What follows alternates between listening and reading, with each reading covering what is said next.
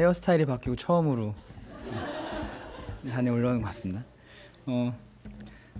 많은 분들이 머리가 잘 어울린다고 칭찬을 해주셔서 성공하지 않았나. 하지만 이제 한 번으로 족하리라 이런 생각을 좀 했습니다. 예. 이게 머리 하는 게 쉬운 일이 아니더라고요. 미용실에 그냥 3시간 동안 앉아 있는데 이거 할 일이 아니구나 뭐 이런 생각이 들었습니다. 날씨가 아침 저녁으로 많이 쌀쌀해졌습니다. 이제 정말 가을이라는 생각이 좀 들었고요. 그래서 PT도 약간 가을 느낌이 나는 것으로 준비했습니다. 제가 PT를 만드는 걸 정말 싫어해요. 그래서 어제 저녁까지도 자매한테 이거 만들어야 되냐 말아야 되냐 이렇게 했었는데 오늘 주제가 이제 습관이기 때문에 게으른 습관을 버리자. 그러니까 제가 이제 뭐 어디 가서 이런 거 강의할 때 말을 듣는 것과 말을 들으면서 눈으로 보는 것이 사람들의 기억이 얼마나 많이 남는지 그러기 때문에 반드시 눈에 보이는 것도 함께 준비해야 된다 이렇게 강의하고 다니거든요.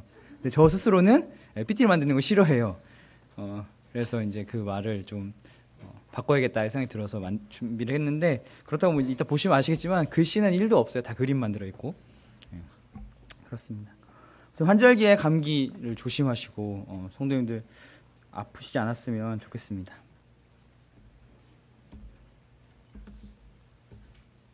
네, 오늘 습관에 대해서 습관이란 뭔지, 긍정적인 습관, 부정적인 습관, 그리고 이 부정적인 습관을 바꾸려면 우리가 어떻게 해야 되는지 이야기를 좀 나눠보고자 합니다. 물론 뭐 다 아시는 내용일 수 있겠지만 네, 제가 요즘에 느끼는 바가 있어서 준비를 했습니다. 가을 느낌 나죠? 네. 저희 요즘 고민이 있습니다. 저희 아이들 둘인데요. 가장 큰 고민은 일단 아이들의 훈육에 대한 문제입니다. 이제 나이가 점점 먹어가면 먹어갈수록 말을 잘 안 들어요. 그리고 아주 뭐 작은 일이든 큰 일이든 서로 이렇게 부딪히는 일들이 굉장히 많습니다. 근데 이제 비교적 큰 애는 나이가 좀 이제 7살이 돼서 비교적 말이 통해요. 그래서 왜 하지 말아야 하는지 어떠한 이유 때문에 뭐 이렇게 해서 수긍이 되면 잘 이해하게 됩니다. 근데 문제는 바로 이 녀석입니다. 오늘 아침에 본인한테 이제 이렇게 하고 찍었는데요. 규현이가 3살부터 손가락을 빠는 버릇을 가지기 시작했어요. 그래서 3살 때는 처음에는 제가 막 이렇게 검색해봤죠. 그랬더니 뭐 약간 애정이 부족하거나 뭐 이러면 손가락을 빠는다 이렇게 막 있더라고요. 그래서 뭔가 내가 잘못한 건가? 뭐 이런 생각이 들었는데 나중에 이제 계속 시간이 지나면 지날수록 그 애정과 상관없이 손가락을 계속 빠는 겁니다. 시도 때도 없이 빨아요. 그냥 가만히 멍하고 있다가도 손을 넣는 거죠. 그러다 보니까 이제 기훈이 손을 보시면 아시겠지만 이렇게 손가락이 약간 변형까지는 아니지만 이렇게 살이 이렇게 뭐라 그러죠? 틀어지거나 막 이상한 모양이 생기는 거예요, 손가락이. 그래서 이제 더 이상 안 되겠다 싶어서 몇 번 이제 주의를 줬습니다. 그런데 뭐 알아듣겠습니까? 당연히 못 알아듣죠. 그래서 최근에 가장 무식한 방법을 좀 썼죠. 이제부터 잠잘 때 빼고, 왜냐면 잠잘 때는 본인도 이렇게 어떻게 할 수 없는 거니까 잠잘 때 빼고 너가 손가락을 빨면 아빠한테 들킬 때마다 한 대를 맞는다. 한 대를 맞고 그 다음에 또 들키면 2대를 맞는다. 그렇게 해서 이제 이게 쭉쭉쭉쭉 늘어나는 거죠. 그렇게 이제 얘기를 했어요, 규현이하고 약속을 하고. 그래서 지난 한 2주간 저한테 4번 정도 들켰습니다. 그런데 그 중에 한 3번은 제가 이제 봐줬어요. 근데 이제 한 대를 맞았는데 한 대를 맞기 전에 벌써 한 3대는 맞았죠. 약속했으니까 손바닥 내라 그랬더니 다시는 안 그럴게요. 계속 이렇게 실랑이 하다가 결국은 맞았는데, 근데 이제 앞에 3번 봐줬을 때 이런 이야기를, 규현이가 이런 얘기를 했어요. 난 안 빨고 싶은데 나도 모르게 손이 내 입에 가 있다. 자기 나 어떻게 하는 말이냐. 저한테 이런 얘기를 하는 거예요. 그러면서 이제 그러면 우리 같이 기도하자. 기도하고 돌아서면 어떻게 돼요? 또 손이 입에 가 있죠. 그 모습을 보면서 이제 제 모습을 좀 돌아보게 되었습니다. 나는 하고 싶지 않은데 하는 저 마음, 사실은 저한테도 있나? 하나님 앞에 내가 가진 어떤 습관들이 하나님 보시기에 아름답지 않은 모습들이 있을 텐데 그런 것들 나는 하고 싶지 않은 마음이라도 있는가라고 하는 것들을 좀 생각하게 됐고 수요일 날 함께 이렇게 좀 교제를 나눴으면 좋겠다라고 하는 생각을 했습니다. 네, 습관 다들 아시겠지만 어린 새가 날갯짓을 연습하듯이 매일 반복하여 마음에 꿰인 듯 익숙해진 것입니다. 우리의 몸에 익숙해진 것을 우리는 습관이라고 합니다. 성도님들의 몇 가지 습관을 한번 같이 테스트해 보도록 하겠습니다. 이때 이 상황에서 어떻게 행동하시는지. 첫 번째, 자, 아침에 일어나서 아침에 딱 이불에서 눈을 떴을 때 제일 먼저 뭐 하십니까? 네, 기도 안 하신다고 너무 저기 하실 필요 없습니다. 제가 아침에 먼저 뭐 하십니까? 저 아침에 눈 뜨자마자 하는 일은 알람을 끄는 일을 합니다. 네, 알람이 울려야 제가 일어나니까요. 네, 제일 먼저 일어나서 알람을 끕니다. 기도한다고 하면 시험 들겠죠? 그래서 알람을 끕니다. 두 번째요. 자, 양말 신을 때 오른쪽 먼저 신으세요? 왼쪽 먼저 신으세요? 한번 생각해 보세요. 네. 늘 같은 쪽으로 신게 되어 있습니다. 네, 저는 오른쪽부터 신습니다. 네, 어떤 분은 왼쪽부터 신실 겁니다. 또요. 자, 운동 자주 하세요? 시간과 장소에 맞춰서 운동을 하시나요? 꾸준히? 네. 저희 가족이 이제 마라톤을 나가갖고, 결국은 규현이는 제가 계속 안고 업고 4km를 걸었는데, 네. 자, 커피 타실 때 시계 방향으로 졌습니까? 아니면 반시계 방향으로 졌습니까? 한번 생각해 보세요. 어느 쪽으로 졌는지. 네.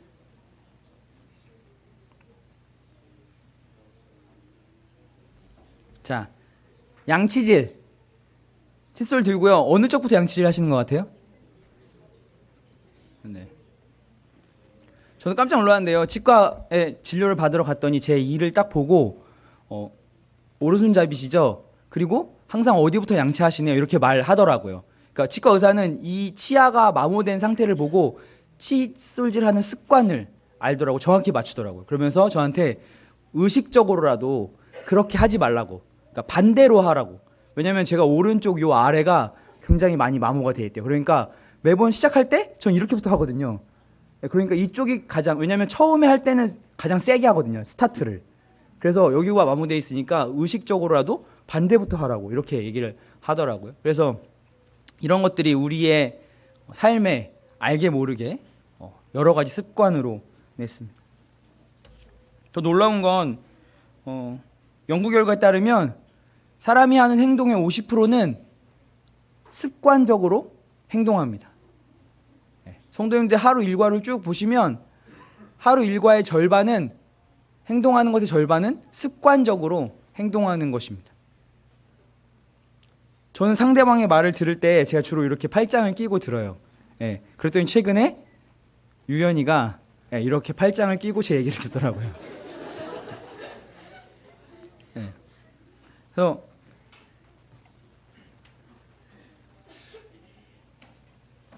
우리가 하는 행동들이 우리의 습관과 많이 연결되어 있다라고 하는 겁니다.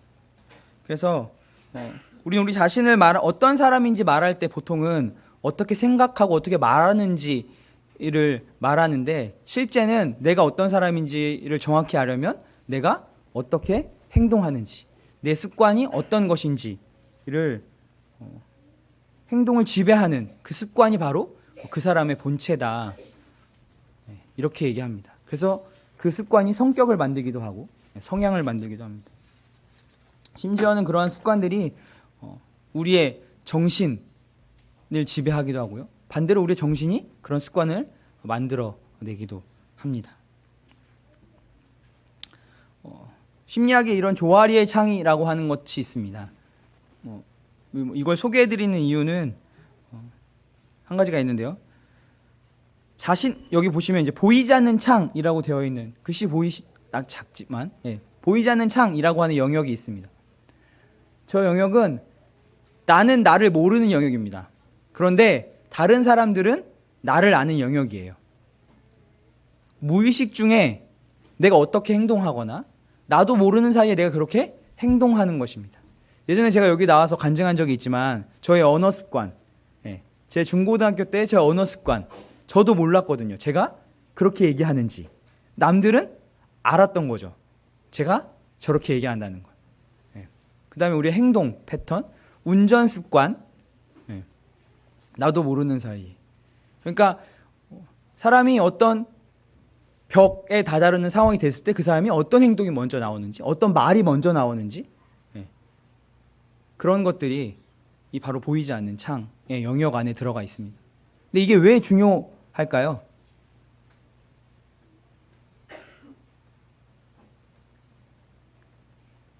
왜냐하면 우리는 바로 그리스도인이기 때문입니다.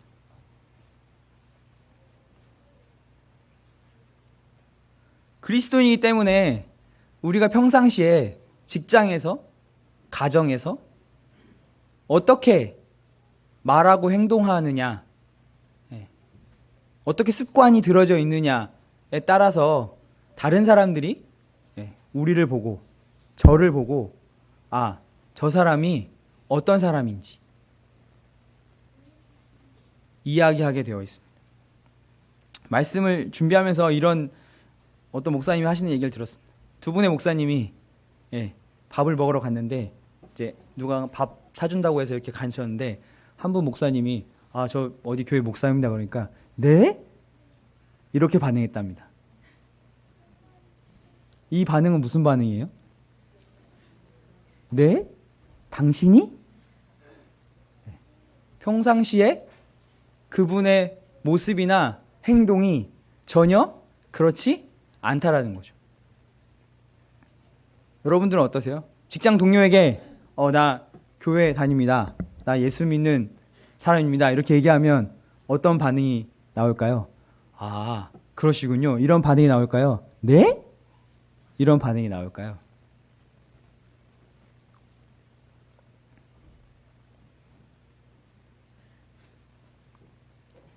그래서 우리는 무엇보다도 이 행동을 지배하는 이 습관을 어떻게 하느냐가 굉장히 중요합니다. 성경에는 여러 긍정적인 습관을 갖고 있는 인물들이 있습니다. 오늘 대표적인 인물을 하나 함께 보고자 합니다. 다니엘입니다. 우리 다니엘서 6장 4절부터 10절까지 한번 보겠습니다.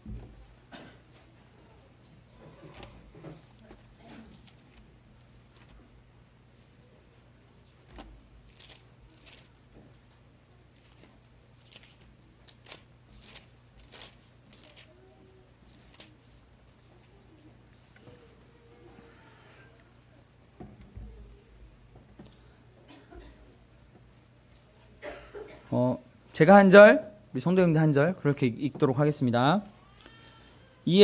다 찾으셨죠? 이에 총리들과 고관들이 국사에 대하여 다니엘을 고발할 근거를 찾고자 하였으나 아무 근거, 아무 허물도 찾지 못하였으니 이는 그가 충성되어 아무 그릇됨도 없고 아무 허물도 없었음이더라.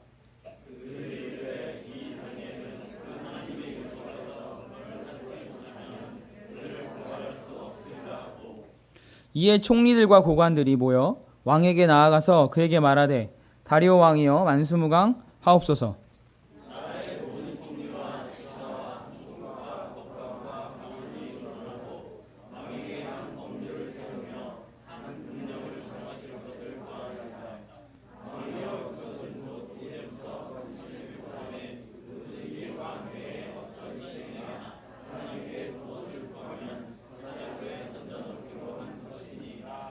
그런즉 왕이여 원하건대 금령을 세우시고 그 조서에 왕의 도장을 찍어 메대와 바사에 고치지 아니하는 규례를 따라 그것을 다시 고치지 못하게 하옵소서 하매.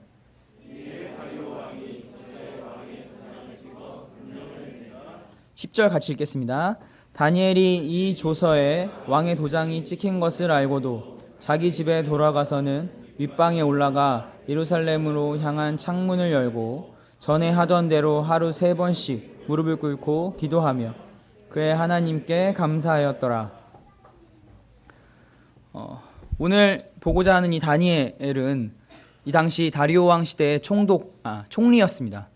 이 당시 다리오 왕이 다스리던 이 나라는 120개의 도로 이루어진 당시에는 가장 큰 권력을 쥐고 있던 나라였고요. 3명의 총리가 그 120도를 나누어서 다스리고 있었습니다. 그 3명의 총리 중에 한 명이 바로 오늘 보는 이 다니엘이었습니다. 다니엘은 이 다리오 왕 시절에 굉장한 총애를 얻었습니다. 하나님께서 함께 하심으로 그가 왕의 총애를 받았던 사람이죠. 당연히 왕의 총애를 받으니 그렇지 아니한 여러 무리들이 이 다니엘을 시기하고 어떻게 하면 그를 고발할까 다니엘을 계속 살폈습니다. 말씀에서 보듯이 4절에 다니엘을 고발할 근거를 찾고자 하였으나 아무 근거, 아무 허물도 찾지 못하였습니다.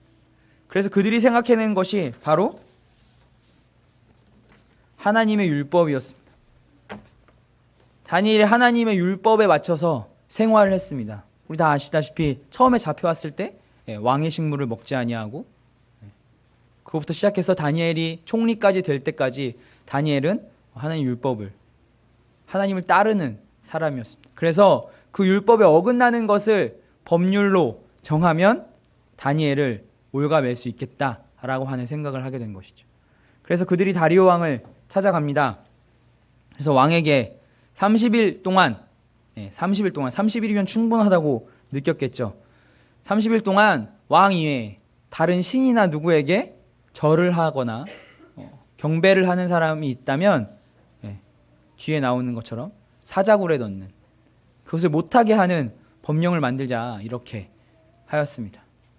다리오 왕은 이들이 다니엘을 걸고 넘어질 거라고는 이 당시에는 생각하지 못한 것 같습니다.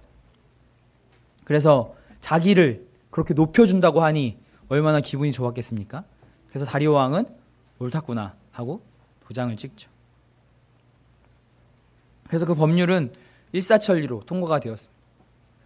중요한 것은 바로 오늘 읽은 이 10절입니다. 다니엘은 이 조서에 왕의 도장이 찍힌 것을 알았습니다. 그렇게 하면 안 되고 벌을 받는다는 것도 다니엘 알았습니다. 하지만 어떻게 했습니까? 윗방에 올라가 예루살렘으로 향한 창문을 열고 전에 하던 대로 하루 3번 계속해서 다니엘의 이 당시 나이가 제가 보니까 80살 조금 넘은 것으로 이렇게 성경학자들이 얘기하더라고요. 그때까지 계속해서 하루에 3번씩 예루살렘을 향하여 기도했던 다니엘은 그 조서와는 상관없이 늘 하던 대로 습관대로 또 했던 모습을 보게 됩니다.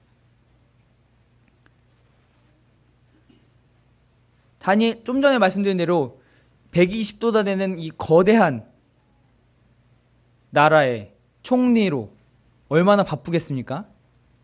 처리해야 될 일은 얼마나 많고 신경 써야 되는 일은 또 얼마나 많을까요? 제가 최근에 제 사업 때문에, 제 사업은 아니죠, 전주에 아무튼 버스 때문에 한 달 동안을 속이 계속 부글부글하고 편치 못하여 엊그제 이명정 형한테 가서 대장 내시경을 했습니다. 근데 다행히도 주님 도우셔서 아무런 문제는 없었는데요. 결국은 이제 스트레스성인 거죠. 이 정도인데 다니엘은 아마 저보다 더 많은 일이 있었음에도 불구하고 하루 3번 하나님께 기도했다는 사실입니다. 그래서 우리가 잘 아는 대로 이 일로 인하여 다니엘은 사자굴에 갇히게 되고 하나님의 도우심으로 구원을 받게 되죠.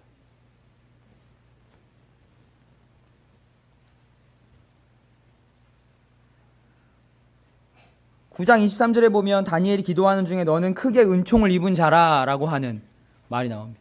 또 10장에도 큰 은총을 받은 사람 다니엘 이렇게 나옵니다.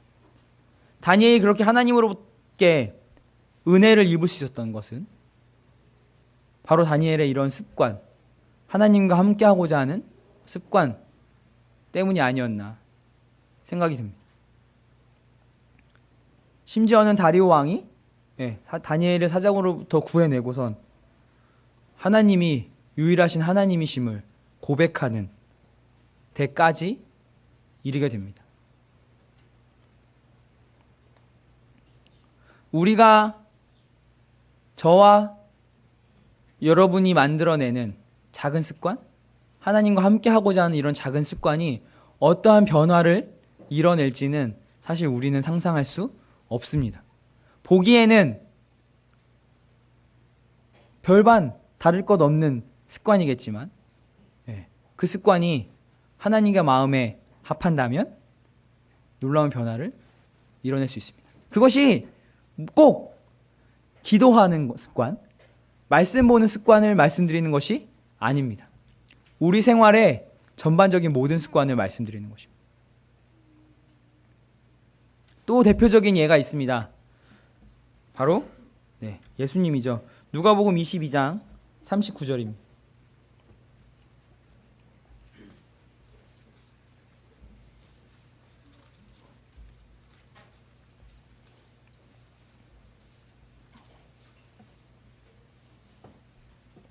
예수께서 나가사 습관을 따라 감람산에 가심에 제자들도 따라갔더니 예수님 기도하러 감람산에 올라가셨습니다.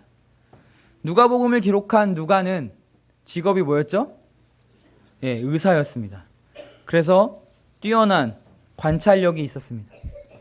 1장에서 본인 스스로도 얘기합니다. 3절에 그 모든 일을 근원부터 자세히 미루어 살핀, 자세하게 예수님을 관찰했습니다. 그랬더니 예수님께서 늘 하나님께 기도하러 나가시는 모습을, 습관처럼 나가시는 모습을 보게 된 것이죠. 심지어 이때가 어떤 순간이었습니까? 죽기 직전에도 하나님께 나가서 기도하시는 모습을 보게 된 것입니다. 어떠한 상황에도 그 습관을 버리지 아니하셨던 예수님을 보게 됩니다.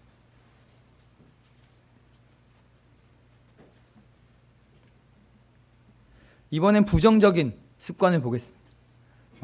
사실은 긍정적인 습관을 더 많이 보고 싶었으나 우리가 연약한 부분은 부정적인 습관이기 때문에 첫 번째 인물은 가롯 유다입니다. 요한복음 12장 3절부터 6절까지 보겠습니다.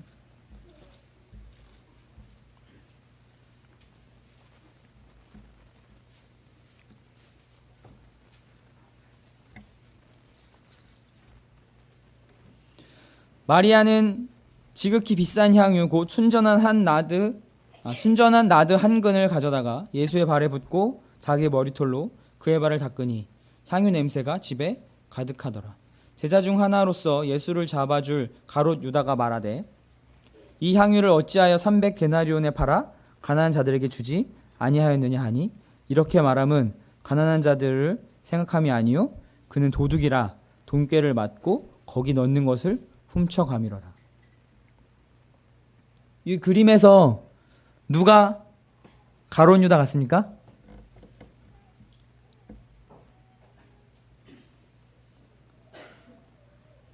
누가 가롯 유다 같으세요? 그림이 잘 안 보이세요? 네. 제일 예수님 맞은편에 앉아있는 다른 사람들 다 예수님 쳐다보고 있지만 한 명만 저 뒤를 돌아보고 있죠. 저 사람이 바로 이 작가가 그린 가롯 유다입니다. 이 가롯 유다는 우리 방금 읽은 말씀에서도 보시면 아시지만 그렇게 이 마리아가 예수님의 장례를 준비하기 위해서 향유를 예수님의 발에 붓고 씻을 때 왜 그걸 팔아서 가난한 사람을 돕지 않았느냐라고 얘기했는데 그 얘기하는 말의 근원이 어디에 있었습니까? 6절에 돈꾀를 맞고 거기 넣은 것을 훔쳐가미라는 도둑이라 한 번만 그랬을까요? 이 말씀으로 유추해 보건대 그는 계속 그러한 일들을 반복적으로, 습관적으로 했을 거란 생각이 듭니다. 그 속에 탐욕이 있었기 때문에 그가 하는 행동, 그가 하는 말이 다 습관적으로 탐욕과 연결되어 있는 것으로 나타나는 현상입니다. 그의 습관은 인색한 것으로 확장되어서 마지막에는 결국 예수님을 파는 단계까지, 그가 가지고 있던 습관이 그의 삶의 올무가 되는 지경에 이르게 됩니다.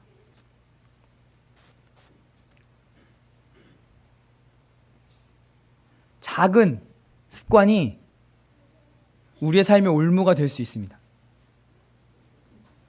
저희 규현이가 손가락을 자꾸 빠는데 제가 찾아봤어요. 손가락 계속 빨면 손가락이 틀어진대요. 모양이 변한대요.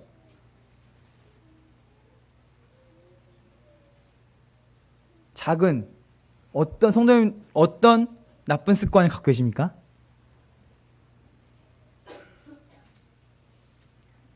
한 번쯤 생각해 보면 좋겠습니다.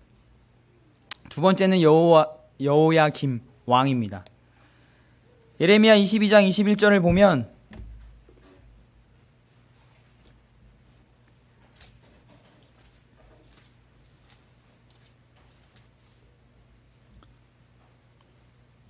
내가 평안할 때에 내가 내게 말하였으나 내 말이 나는 듣지 아니하리라 하였나니 내가 어려서부터 내 목소리를 청종하지 아니함이 내 습관이라.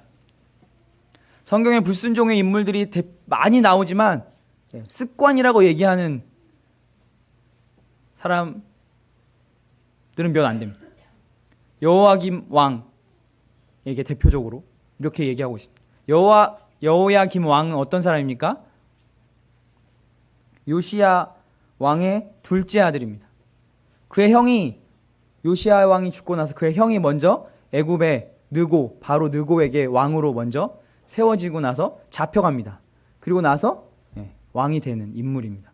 그러면서 백성들에게 아주 막대한 세금을 걷어서 바로 느고에게 바치고, 이후에 바벨론에서 느부갓네살이 느고를 죽이고 나서 또 느부갓네살에게도 막대한 조공을 바칩니다. 그래서 그것을 그것뿐만 아니라 그 전에 전대의 왕들이 했던 악한 짓도 다 똑같이 합니다. 예레미야가, 그림 보시면 아시겠지만 예레미야가 두루마리에 그러한 일들을 적어서 회개할 것을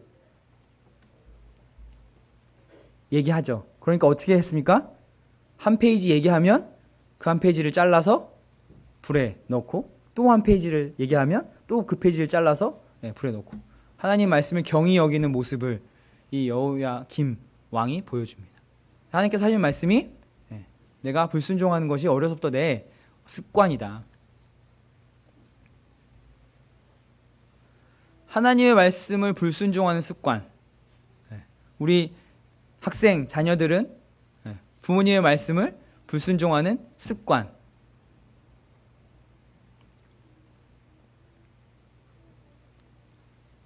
또 규현이가 어리니까 생각 안 나겠죠.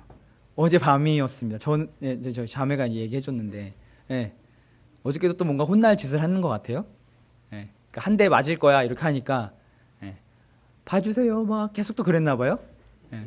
그러다가 이제 매를 더 벌었죠. 그러고 나서 마지막에 저희 자매가 그렇게 얘기했답니다.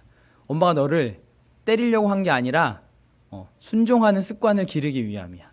발 내놔. 그랬더니 발을 내놨다고 합니다.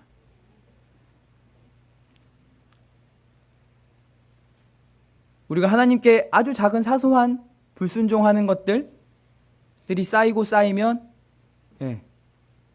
유다에서 얘기한 것처럼 우리 인생의 올무가 됩니다. 또 있습니다. 홈리와 비느하스. 사무엘상 2장부터 보시면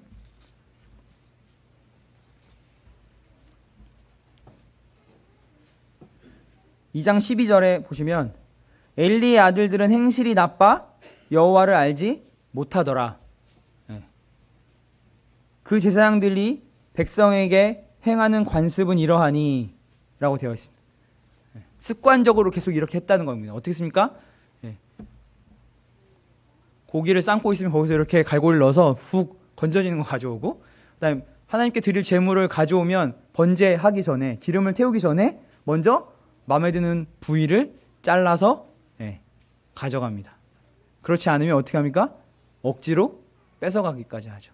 뒤에는 그것이 더 발전되어서 수종드는 여인을 간음하기까지 합니다. 결국은 벌을 받아서 둘이 블레셋과의 전투에서 죽게 됩니다.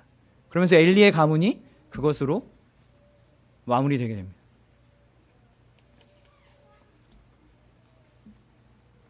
하나님의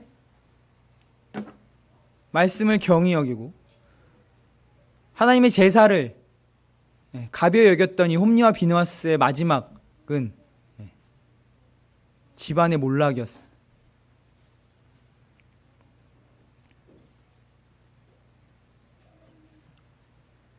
둘만 죽은 게 아니죠. 엘리의 며느리들도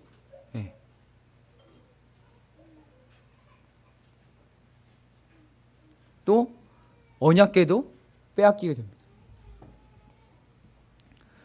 이런 작은 습관들이 지금 보시기에는 큰 습관 같지만 이 홈리와 비느하스의 이 습관 또한 어느 날 갑자기 생긴 게 아닙니다.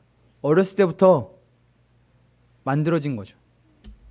그렇다고 오늘 말씀이 우리 무슨 학생들, 우리 자녀들 습관을 잘 길러야 된다, 이거 절대 아닙니다.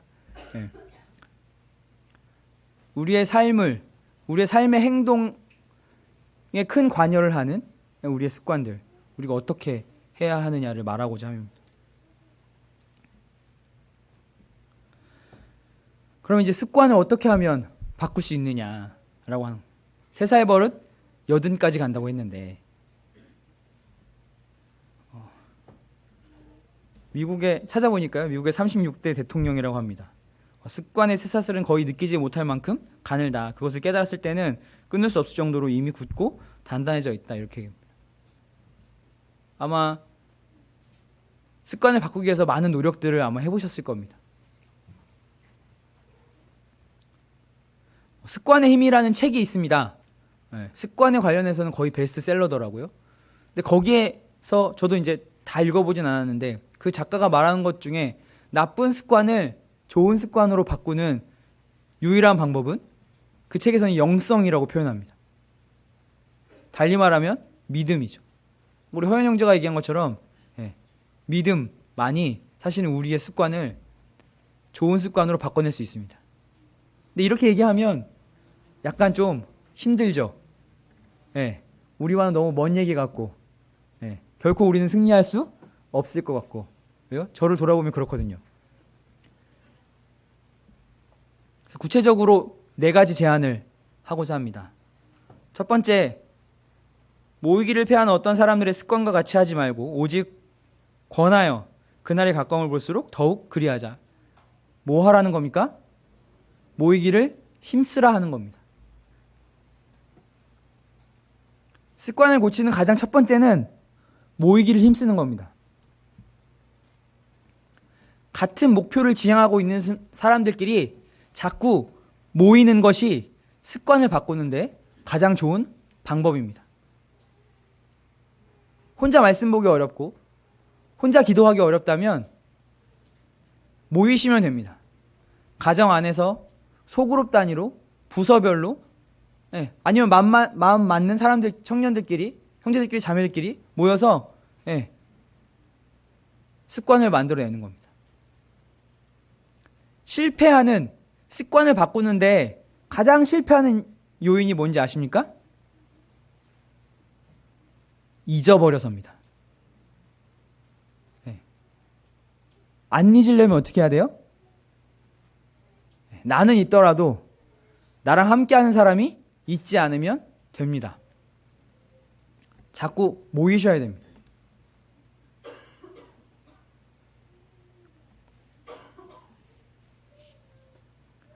저희 가정은 동그라미 대화라는 걸 합니다.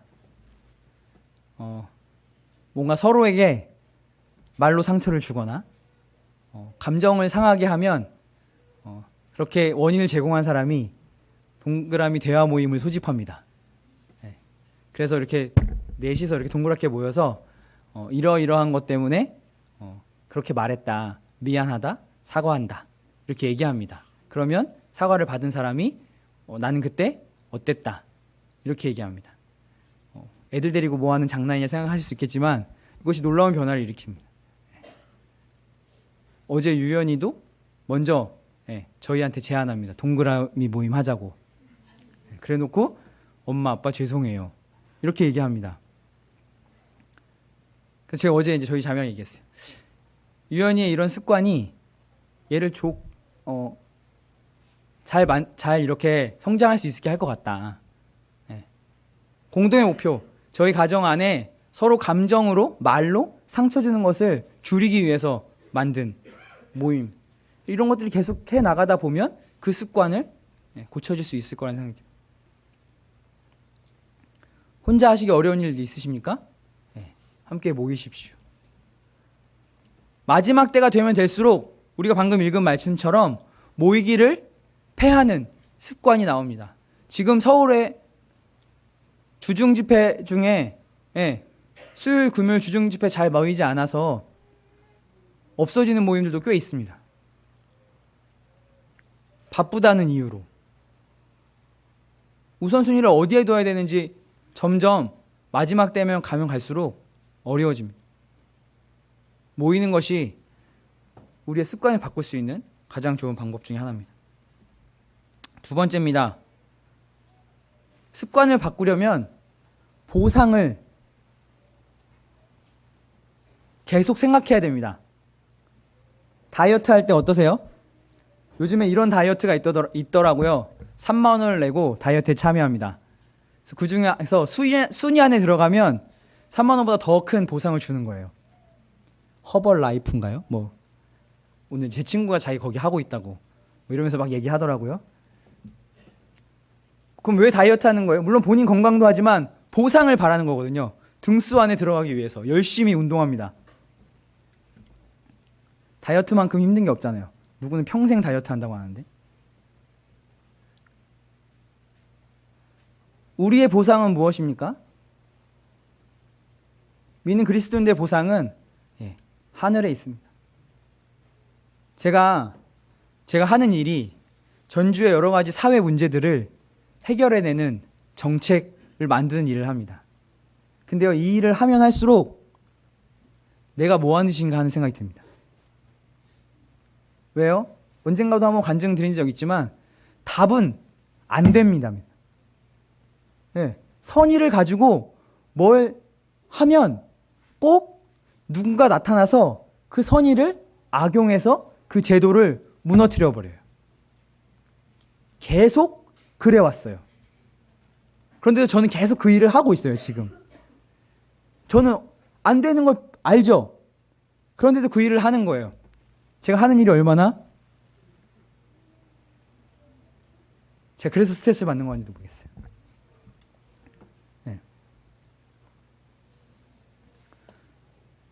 그래서 더욱더 우리의 소망이 이 땅에 있는 것이 아니라 우리의 보상은 하늘에 있음을 기억하고 그 소망을, 하늘의 소망을 바라면서 우리의 삶의 동기들을, 여러 습관들을 바꿔나가는 힘으로, 그것이 힘으로 작용해야 이것이 바뀝니다.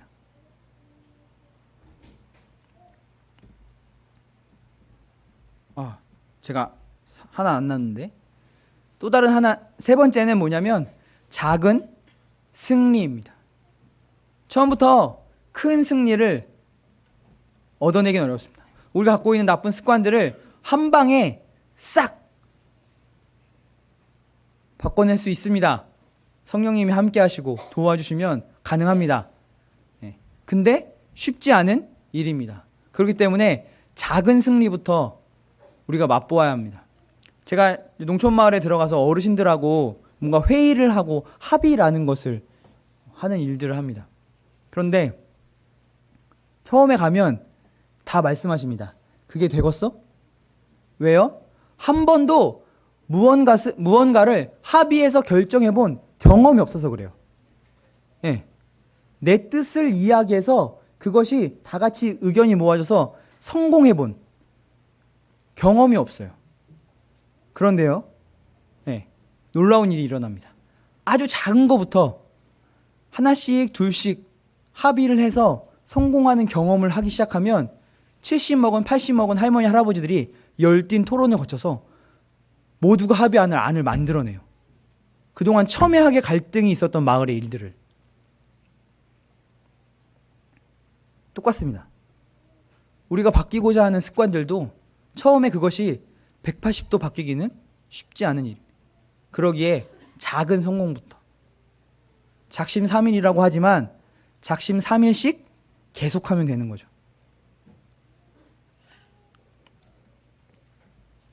마지막 네 번째입니다. 이건 보다 실질적인 건데요. 내가 어떤 습관을 바꾸려고 하다가 실패할 때가 있습니다. 그 순간순간을 기록하는 것입니다. 어디에서? 몇 시에? 그때 나의 감정 상태는? 주변에 누가 있었고? 충동이 있기 전에 나는 무엇을 하고 있었는지. 저는 기록하지는 않지만 제가 계속 훈련하는 것이 있습니다. 네, 지난번에 말씀드린 제가 이제 비폭력 대화를 훈련하고 있는데요. 네, 저는 뭔가 이벤트가 발생, 제가 뭔가 다른 사람의 감정을 상하게 했거나 말이 세게 나온 날은 저녁에 앉아 생각합니다. 그 상황이 어떻지? 그때 나는 어떤 단어를 선택했지? 그때 나의 느낌은 어땠는지, 내가 정말 말하고 싶었던 건 무엇이었는지. 반대로 상대방의 그런 이야기를 들었다면 상대방의 느낌은 어땠는지, 상대방이 진정 나한테 하고 싶은 얘기는 뭐였는데 왜 이렇게 표현했는지. 그렇게 연습한 지 지금 거의 한 8년 정도 돼갑니다. 그런데요, 이렇게 연습을 계속 하니까요, 지금 말을 한 번에 잘 안 해요. 네. 최근에 말 못해서 약간 스트레스가 쌓이긴 하는데, 네. 말을 한 번에 안 합니다. 그냥 바로 생각 떠오르는 대로 훅 뱉지, 네. 안 와요.